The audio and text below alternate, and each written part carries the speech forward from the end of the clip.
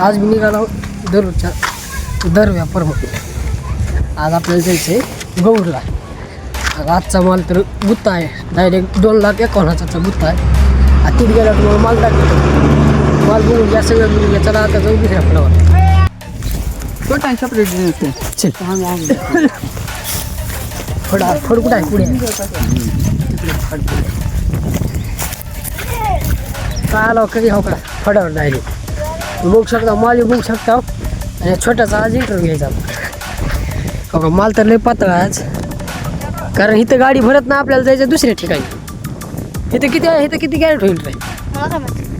Add कशाला काढायला बर. इथं होते ना 50 कॅरेट माल होईल. 50 कॅरेट माल झाल्यावर तिकडे जाऊन राहिलेले 120-130 कॅरेट तिथे जाऊन काढावं लागेल. कारण इथं माल जरा पातळ आहे, इथं गाडी भरत नाही. त्याच्यामुळं तिकडं जावं लागेल. मग काय काढायला चालू केले लेबरनं. आता हे सगळं काढून भरतो आम्ही. भरून लगेच गाडी लोड करून दुसऱ्या फाळात जातो.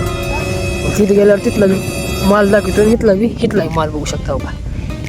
आता सध्या खरेदी चालू आहे. 400-450 रुपये खरेदी चालू आहे. कारण या 2 दिवसात मार्केट वाढलेलं आहे.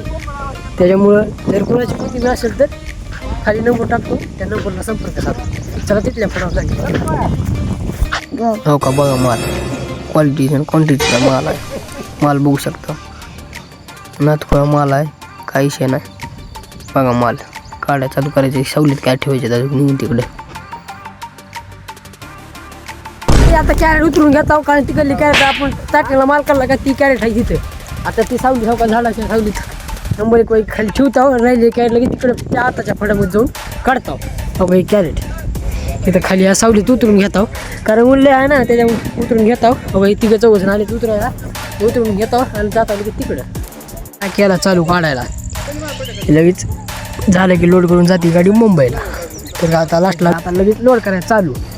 गाडी जाते डायरेक्ट मुंबईला हो का. सगळे कॅरेट